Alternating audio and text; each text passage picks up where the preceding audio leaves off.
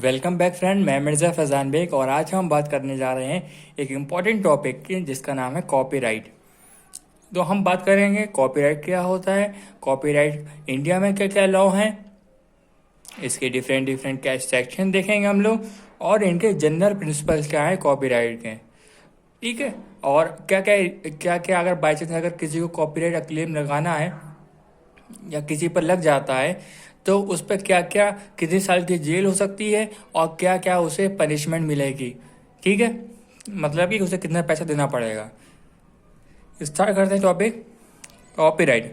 तो कॉपीराइट कहता है कि the copyright is a legal device that gives the creator of the literacy artistic music and the other creative work, ठीक, to sell right to publish and sell that work. Hindi में समझते हैं बिल्कुल अच्छे समय से। इसका कहने का मतलब ये है कि कॉपीराइट एक ऐसा कानून कह लो कि जो कि एक राइट देता है इस रियल ऑथर को कि वो किसी को भी बिना किसी को भी उसका जो वर्क है वो पब्लिश कोई दूसरा ना कर सके।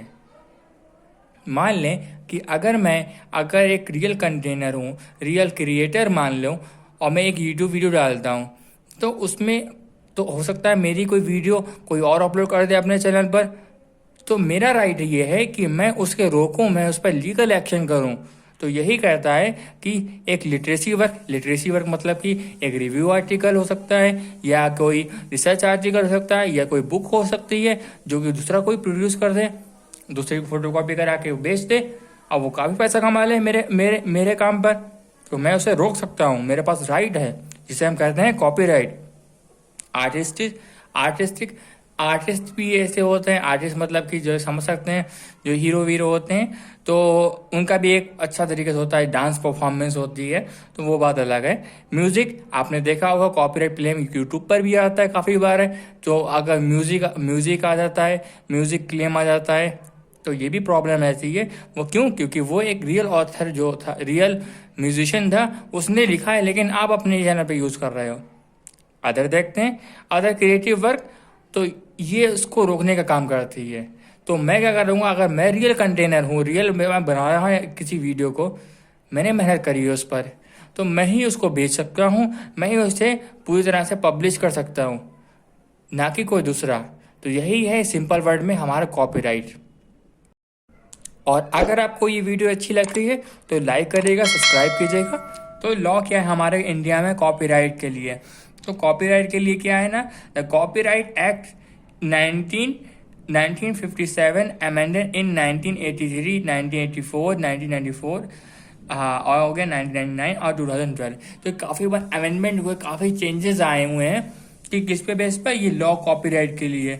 ऐसे सपोज करें अगर किसी ने उसका रियल एक पोएम लिखी या कोई स्टोरी लिखी इसने और कॉपी कर ली तो उसका में भी कॉपीराइट आ सकता है, म्यूजिक कॉपीराइट आ सकता है। तो अलग अलग काफ़ी चेंजेस आते गए, तो काफ़ी चेंजेस आए, 5 बार आए हैं। और लेटेस्ट कौन सा है हमारा 2015 वाला।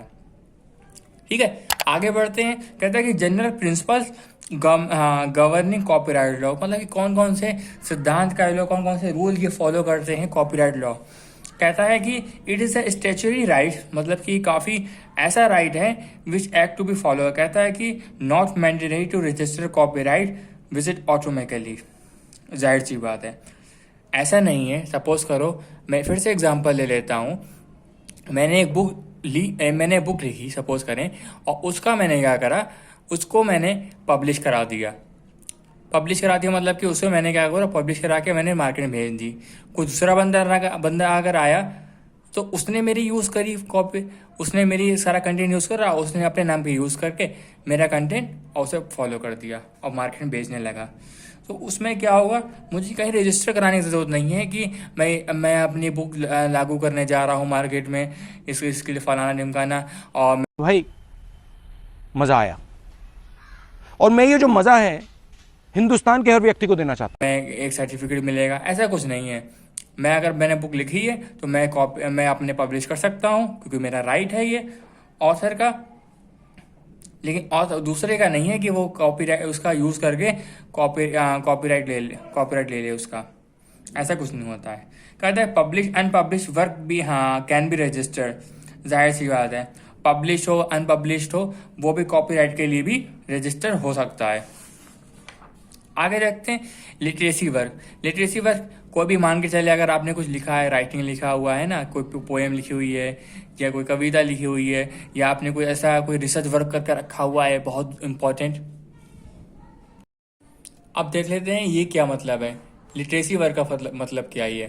तो लिटरेसी वर्क क्या होता है, देखिए अगर आप जाने लिटरेसी वर्क क्या होता है, जो भी हमें, अगर मैंने पोएम लिखी है या मैंने कोई आर्टिकल लिखा है, कोई मैंने रिसर्च कर दी है जो कि यूनिक है मेरे लिए, पूरी वर्ल्ड के लिए, और कुछ चेंजेस आ सकते हैं वर्ल्ड में इसके ज़रिए में, तो कुछ भी अगर ऑथर कुछ लिखता है तो उसका वो लिटरेसी वर्क ला लेता है। तो कोई भी कहता है any work which is can be print और राइटन, तो कोई वर्क अगर होगा तो ये क्या कहलाएगा, तो लिटरेसी वर्क कहलाएगा। Dissertation and thesis are literary work. जाहिर सी बात है, जो आप रिसर्च आर्टिकल लिखते हैं, रिव्यू आर्टिकल लिखते हैं, जो आप रिसर्च में जब जाएंगे तो ये सब क्या है, ये सब लिटरेसी वर्क कहलाता है। मतलब कि ये बता रहा है कि लिटरेसी वर्क होता क्या है। कॉमन कहाँ, कंप्यूटर प्रोग्राम्स भी एक लिटरेसी वर्क में आते हैं, वेबसाइट सारी आती हैं, ठीक है, ये सारे किस में वर्क आता है, ये कॉपीराइट क्लेम कर सकता है अगर किसी ने ओरिजिनल इसका यूज करा। ठीक है, आगे बढ़ते हैं हम इससे आगे।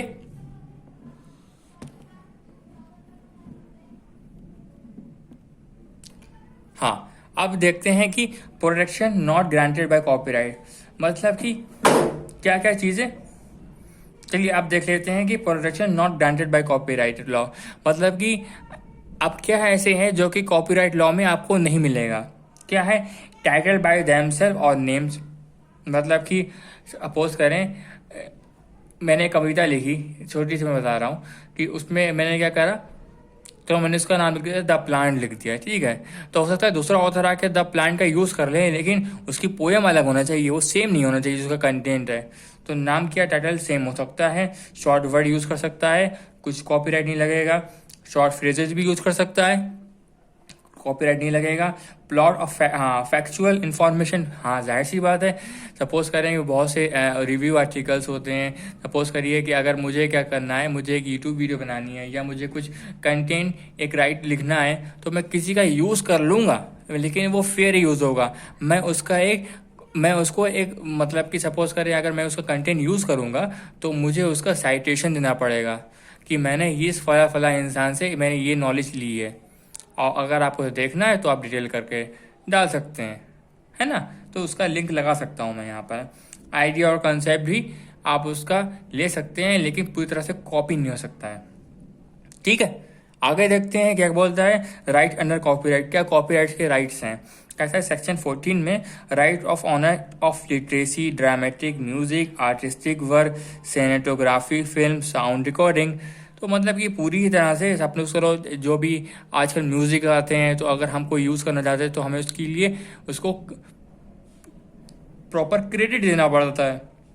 हम यूज़ नहीं कर सकते हैं ऐसे यूट्यूब में या किसी और भी जगह पर, तो उससे हमें प्रॉपर परमिशन चाहिए होगी जो रियल ऑथर होगा। विदाउट परमिशन तो आपके लिए क्या बन जाएगा, वो एक समस्या बन जाएगा।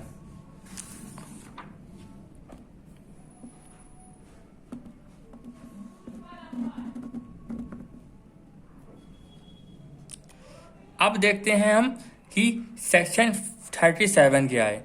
37 में कहता है ब्रॉडकास्टिंग प्रोडक्शन राइट। जैसे कि आपने सुना होगा काफ़ी बार ब्रॉडकास्टिंग होती है, रेडियो FM पर होती है, तो उसका भी एक कॉपीराइट क्लेम लग सकता है अंडर द सेक्शन 37। अगर आप ये करोगे तो अगर आपने किसी भी रेडियो FM की जो भी वॉइस ली आपने किसी और में अपलोड कर दी और अपने चैनल के जरिए आपने का दावा करा कि वो मेरा है, तो आपको एक अपने सेक्शन 37 के अनुसार आपको एक पनिशमेंट मिल सकती है। सेक्शन 38 क्या कहता है, हाँ परफॉर्मेंस राइट। जाहिर सी बात है, अगर आप कुछ परफॉर्म्स करो, ज़्यादातर नहीं होता है लेकिन काफ़ी बार देखा गया है परफॉर्मेंस राइट, आप भी कोई स्टेप फॉलो करो और उसके ज़रिए अगर आपने किसी का फॉलो कर लिया तो मे बी जो रियल है उसका ओरिजिनल होगा, कंटेनर होगा, तो वो आपके कुछ लगा सकता है।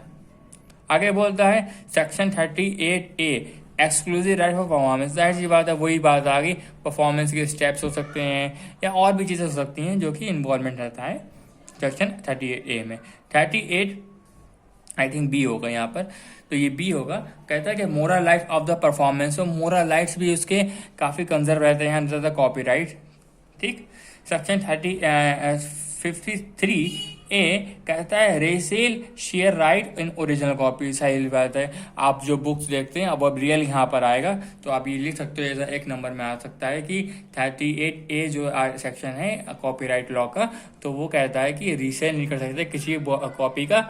ठीक है, वो हो सकता है। 57 कहता है कि ऑथर स्पेशल राइट। जाहिर सी बात, आप कोई बुक लिख दी अगर आप, तो आपको ऑथर का स्पेशल राइट्स होता है उस प्रॉपर्टी पर कि कोई भी इसे रीसेल ना कर पाए। आगे बोलता है, आगे कहता है कि कॉपीराइट इन्फ्रिंजमेंट क्या होता है। अब मैं इसे डिटेल में बताता हूँ क्या होता है ये।